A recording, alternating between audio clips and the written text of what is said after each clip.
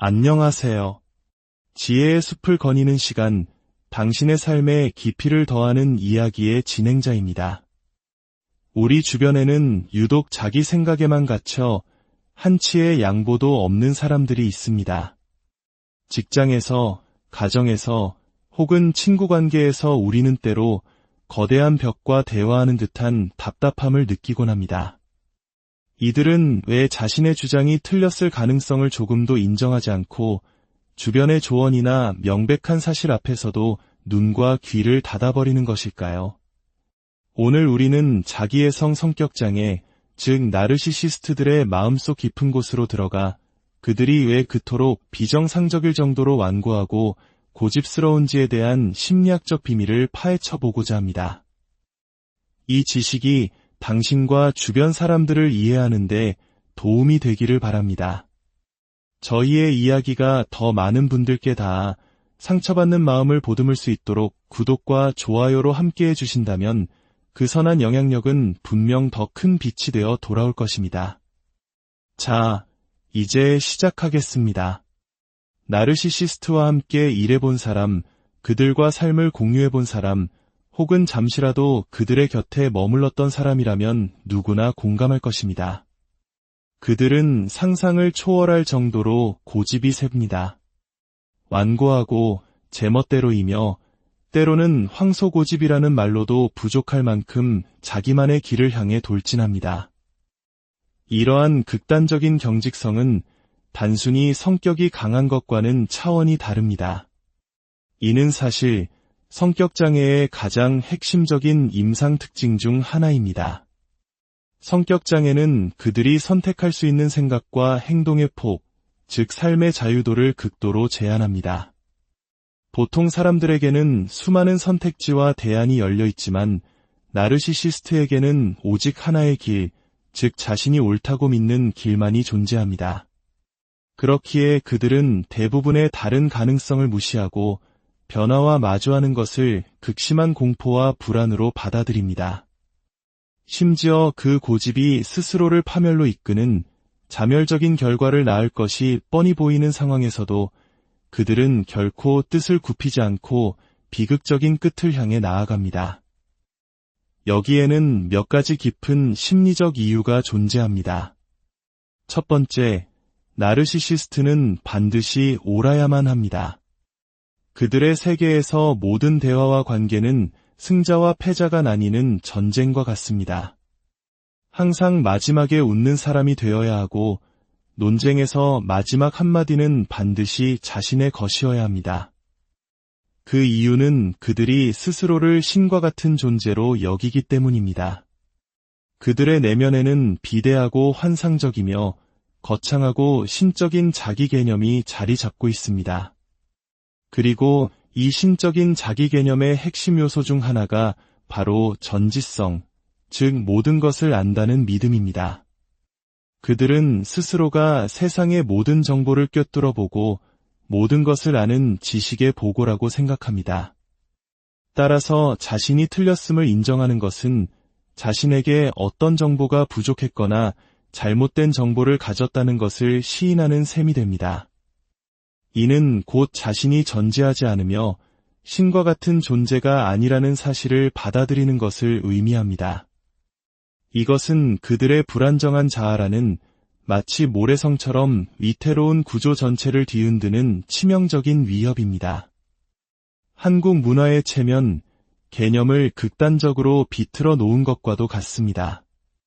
체면을 잃는 것을 죽음보다 더 두려워하듯 나르시시스트는 자신이 틀렸다는 사실이 공개적으로 드러나는 것을 나르시시즘적 손상 혹은 나르시시즘적 치욕이라 불리는 극심한 정신적 충격으로 경험합니다. 그렇기에 그들은 이 거대한 자기 이미지를 지키기 위해 극도로 방어적이고 공격적인 태도를 취하며 자신의 고집을 절대 꺾지 않습니다. 두 번째 이유는 그들이 외부로부터의 모든 입력을 거부하기 때문입니다.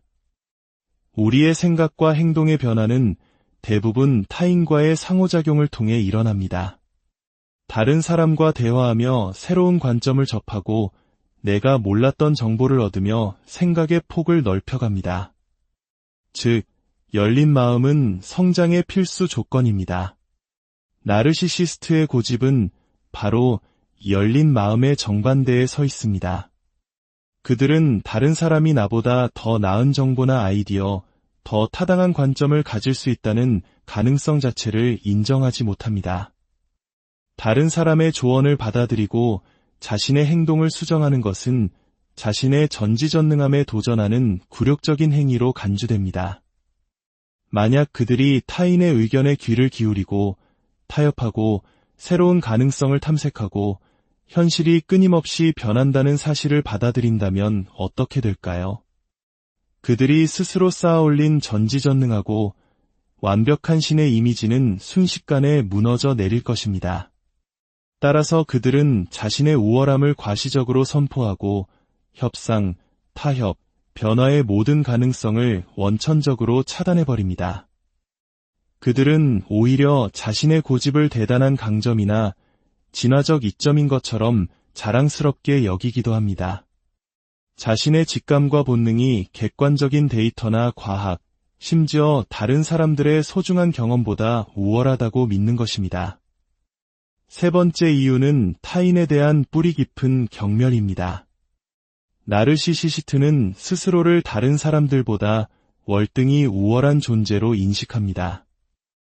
이러한 인식에서 자연스럽게 파생되는 감정은 바로 경멸과 무시입니다. 그들은 다른 사람들을 존중이나 배려, 공감의 가치가 없는 하등한 존재로 여깁니다. 마치 우리가 벌레나 미물을 대하는 것과 같습니다.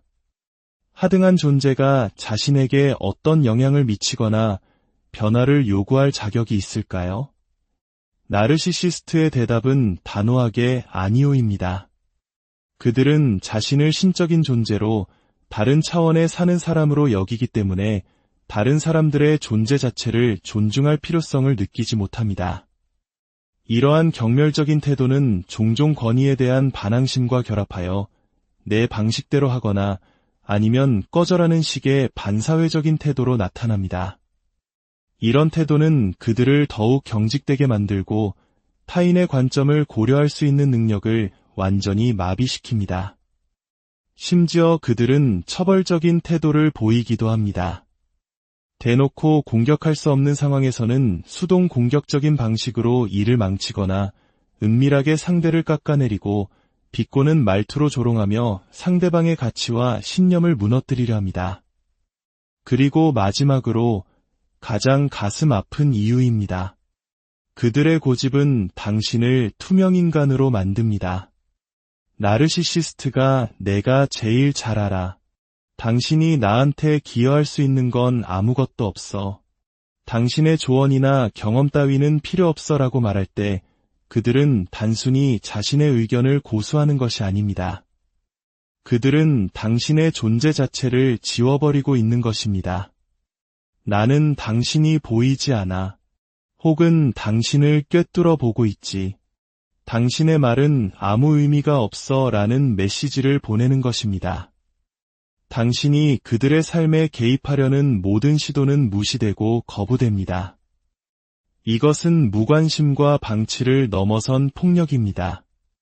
나르시시스트의 완고함은 당신을 보이지 않는 존재일 뿐만 아니라 중요하지 않은 존재로 만들어버립니다. 당신의 필요, 우선순위, 소망, 꿈, 그 모든 것에 무관심하다는 명백한 선언입니다. 더 교묘한 나르시시스트는 이러한 극심한 무관심을 마치 자비로운 이타주의나 개방적인 태도인 것처럼 포장하기도 합니다. 예를 들어 어떤 남편은 이렇게 말할 수 있습니다. 나는 아내에게 그녀가 원하는 모든 자유를 줍니다. 나는 그녀를 감시하거나 끝없는 질문으로 괴롭히지 않아요. 그녀의 삶에 간섭하지 않죠. 그는 자신의 정서적 부재와 방치를 자유와 존중이라는 이름으로 미화합니다. 하지만 이것은 진정한 사랑과 애착 관계를 회피하는 것에 불과하며 변형된 형태의 공격성입니다. 결국 나르시시스트의 고집은 그들이 배우고 진화하고 성장하고 발전할 능력이 없다는 것을 의미합니다. 그들은 스스로 만든 정체의 늪에 빠져 있습니다. 그들의 자아가 형성되던 어린 시절, 어떤 충격적인 사건으로 인해 그들의 성장은 멈춰버렸고, 그들은 남은 평생을 시간 속에 얼어붙은 어린아이로 살아가게 됩니다. 완벽하다는 환상 속에서 그 어떤 배움도 거부한 채로 말입니다. 나르시시스트의 견고한 벽 앞에서 우리가 할 수 있는 일은 무엇일까요? 그들을 바꾸려는 헛된 노력 대신 우리는 이 병리적인 현상을 명확히 이해하고 우리 자신을 지키는 법을 배워야 합니다. 그들의 고집은 당신의 가치가 부족해서가 아니라 그들 내면에 깨어진 세상 때문이라는 것을 기억하는 것이 중요합니다. 오늘 이야기가 당신의 마음에 작은 등불이 되었기를 바랍니다. 지금까지 지혜의 숲에서 당신의 삶과 함께하는 이야기였습니다. 평안한 하루 보내시길 바랍니다.